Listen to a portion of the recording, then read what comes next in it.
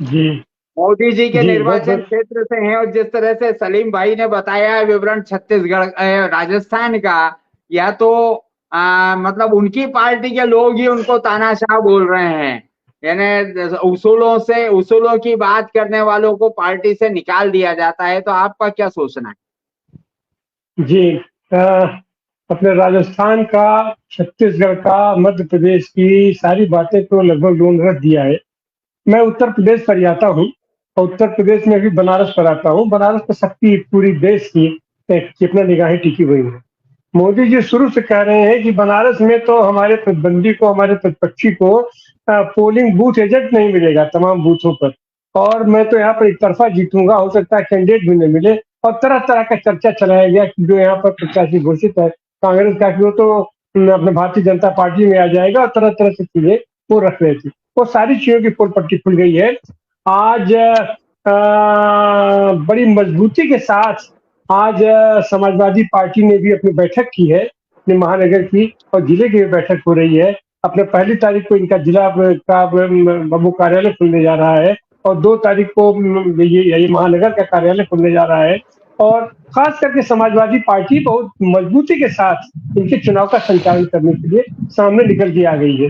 तो पहली बात तो यह है कि मोदी जी का जिस तरीके से वो उनका बालू का रेट ढहना शुरू हुआ है पूरे देश के पैमाने पर, पहले चरण में, दूसरे चरण में, अब इनको एक ही बात समझ में आ रही है कि इन्होंने जिस तरीके से निर्वाचन आयोग को अपनी मुट्ठी में बना लिया था, उसका करा दिया था, अब ये उसका जितना दुरुपयोग कर सकते हैं, शायद अभी उस पर आमादा हो गए हैं।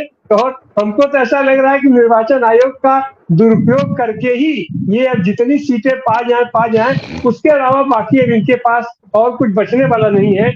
और एक चीज अभी हम देख रहे हैं कि वामपंथी लोग, और खास करके वामपंथी लोग तो, और भी जो हमारी पार्टियां, जो इंडिया गठबंधन उनको प्रश्न नहीं दे रहा था। अब जैसे अपना अपना फॉरवर्ड हुआ, अपना फॉरवर्ड ब्लॉक हुआ, तो फॉरवर्ड ब्लॉक का ही प्रत्याशी उसको खजुराहो में, उसको इंडिया गठबंधन ने अपना प्रत्याशी घोषित कर दिया।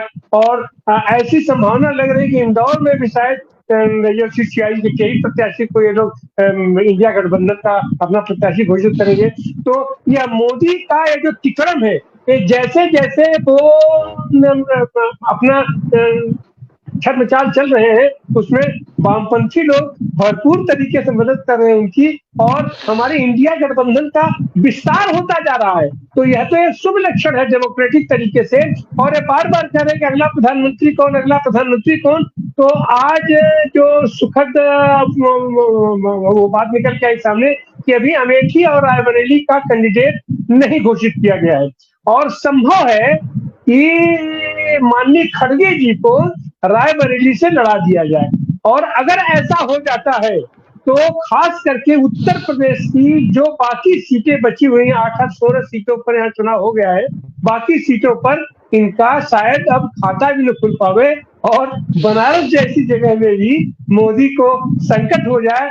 तो अब शायद उनको यही करना पड़ेगा कि निर्वाचन आयोग को ये जो दुरुपयोग के पराकाष्ठा पर ले जा रहे हैं, तो शायद मोदी जी को अब सीधा निर्वाचन आयोग के ही शरण में जाना पड़ेगा, और वहीं से सीधे अपना सर्टिफिकेट जारी करवा ले। क्योंकि अब देश के पैमाने पर जिस तरीके का माहौल बदल रहा है, अपना दूसरे चरण के बाद तीसरा चरण, पांचवा चरण, छठवां चरण और सातवें चरण तक निश्चित रूप से मोदी का व्यक्तिगत किला भी यहाँ ढह जाएगा।